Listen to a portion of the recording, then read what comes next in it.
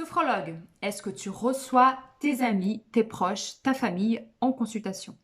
Dans cette vidéo d'aujourd'hui, j'ai envie de t'expliquer pourquoi, a priori, ce n'est pas une très bonne idée de recevoir ses proches en consultation. Alors, ce qu'il faut comprendre, c'est que quand on est sophrologue, il va falloir effectivement, tu vas recevoir des personnes dans ton cabinet ou autres qui vont être obligées un minimum de parler d'elles, même si on n'est pas psychologue, cette personne, on n'est pas là pour écouter cette personne indéfiniment.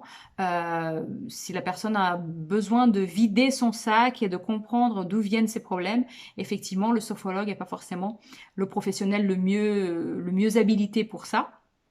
En revanche, même si la sophrologie n'est pas une thérapie par la parole dans le sens où, enfin, elle est une thérapie par la parole dans le sens où le seul outil du sophrologue est la parole, mais votre client, lui, il va pas tellement se servir de sa parole durant les séances. Mais il y a quand même des temps où vous allez, pour le coup, discuter, échanger verbalement avec votre client, puisqu'il faut un minimum comprendre pourquoi elle est là, pourquoi est-ce qu'il veut faire de la sophrologie. S'il vous dit j'ai des insomnies, je suis quelqu'un d'anxieux, il va forcément t'expliquer pourquoi est-ce qu'il est anxieux, qu'est-ce qui se passe, est-ce qu'il y a des situations.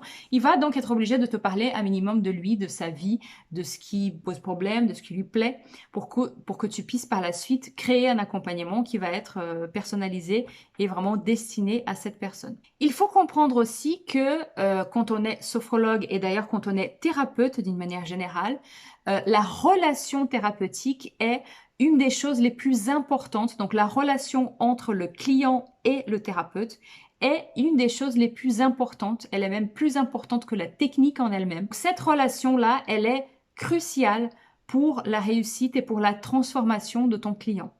Dans cette relation-là, entre thérapeute et client, il va falloir qu'il te fasse pleinement confiance.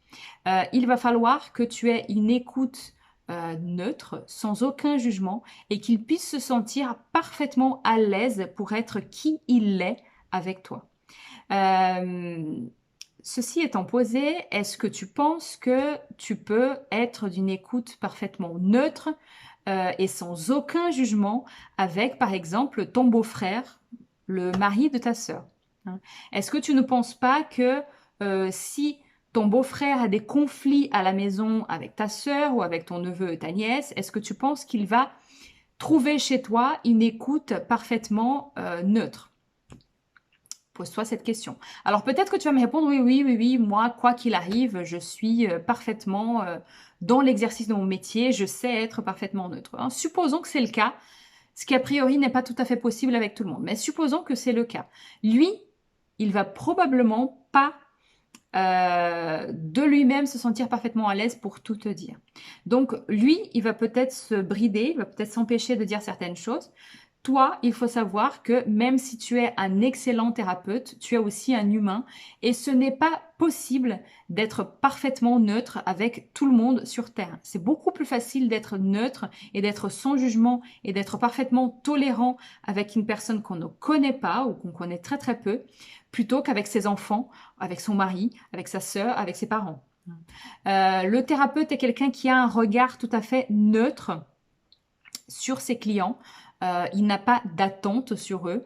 Il les regarde comme un enfant qui regarderait quelque chose pour la première fois de sa vie. On essaye un maximum d'être neutre, c'est-à-dire de ne pas avoir un regard préconçu sur les gens, justement pour ne pas les juger. Est-ce que vous arriverez à avoir un regard pas du tout préconçu sur vos enfants, sur ton mari? C'est tout à fait impossible. Donc, pour eux, comme pour toi, ce n'est pas une très bonne idée d'accompagner ses proches. Cette relation de confiance, c'est pas que tu n'es pas quelqu'un de fiable, c'est pas ça.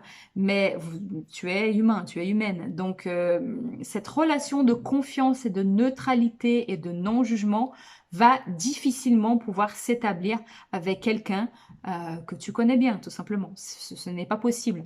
Donc, a priori, ce n'est pas du tout une très bonne idée d'accompagner ses proches, pour eux comme pour toi. Alors, est-ce que ça veut dire... Alors, il y a beaucoup de personnes qui disent... moi, je suis formatrice, donc il y a beaucoup de personnes qui disent en début de formation, « Ah là là, j'ai déjà mon frère, ma sœur, tout le monde qui veut faire des séances de sophrologie avec moi. Donc oui, tu vas pas accompagner sur un vrai accompagnement sur plusieurs séances, ton frère, ta soeur, etc. pour les raisons que je viens d'exposer. Néanmoins, tu peux quand même montrer aux gens des exercices de sophrologie. Moi, j'ai ma fille qui, pendant longtemps, a eu des problèmes de sommeil. Évidemment, je n'ai pas regardé ma fille souffrir en silence. Je lui ai montré des exercices de sophrologie, je lui ai montré des exercices de respiration. Voilà, je l'ai aidée comme j'ai pu avec des petits exercices par-ci par-là. À un moment donné de sa vie, quand elle a eu une autre problématique et que j'ai estimé que là, par contre, il fallait qu'elle ait un accompagnement réellement de A à Z, un accompagnement thérapeutique, un accompagnement sophrologique. C'est pas juste des séances comme ça de relaxation. Il y a un vrai objectif, il y a un vrai objectif à atteindre, il y a quelque chose de progressif. Ça se fait en plusieurs séances. Donc, à partir du moment où on a estimé que de faire un accompagnement, c'était plus important pour elle, je l'ai envoyée vers une autre sophrologue. Elle n'a pas fait ça avec moi et je suis restée tout à fait distante. Je ne sais absolument pas, bon, j'ai été au premier rendez-vous puisque je suis la mère de l'enfant, mais je ne sais absolument pas ce que cette sophrologue a fait avec elle. Je n'ai pas été vérifier quels exercices ont été faits, si c'était bien, si c'était pas bien. Je suis vraiment restée dans ma place de mère et non pas en supervision ou quoi que ce soit avec cet autre sophrologue. Donc voilà, ne pas accompagner ses proches ne veut pas dire que tu ne vas pas partager avec eux tes connaissances, que tu ne pourras pas les aider du tout, mais tu ne vas pas fournir un accompagnement avec une écoute sans jugement à tes proches. Tu pourras donc, si tu fais la formation, tu pourras envoyer tes proches à tes camarades de promo et inversement, ils vont aussi t'envoyer leurs proches, par exemple. Voilà, donc c'était un point qui me semblait important à faire et j'espère que ça t'a aidé un petit peu dans ta réflexion. C'est tout pour aujourd'hui, je t'attends ici très prochainement pour une prochaine vidéo. À bientôt.